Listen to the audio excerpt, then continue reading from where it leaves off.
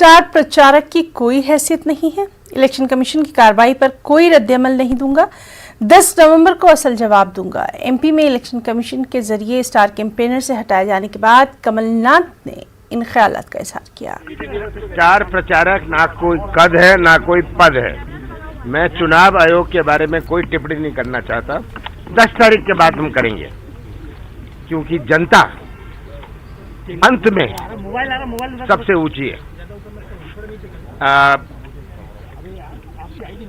राजनीति में, चुनावों में जो मैंने अपने जीवन में इतने चुनाव देखे हैं, इतने चुनाव लड़े, प्रदेश में और देश में लड़े हैं, लड़वाए हैं।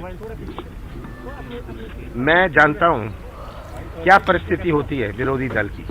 एक तो स्थिति होती है जब वे हार रहे हैं, एक तो स्थिति होती है जब वो पिट रहे हैं। तब जब पिट रहे होते हैं तब प्रशासन का उपयोग करो, पुलिस का उपयोग करो, इस प्रकार के उपयोग करना शुरू करती है, शराब का, पैसे का। मुझे मध्य प्रदेश के मतदाताओं पर पूरा विश्वास है। स्टार प्रचारक ना कोई कद है ना कोई पद है। मैं चुनाव आयोग के बारे में कोई टिप्पणी नहीं करना चाहता। 10 तारीख के बाद हम करेंगे, क्योंकि जनता अंत में सबसे ऊंची है। राजनीति में, चुनावों में जो मैंने अपने जीवन में इतने चुनाव देखे हैं, इतने चुनाव लड़े, प्रदेश में और देश में लड़े हैं, लड़वाए हैं। मैं जानता हूं क्या परिस्थिति होती है विरोधी दल की।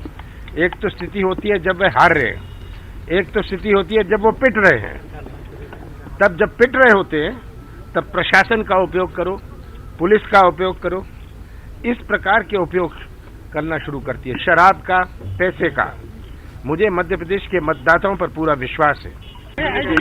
स्टार प्रचारक ना कोई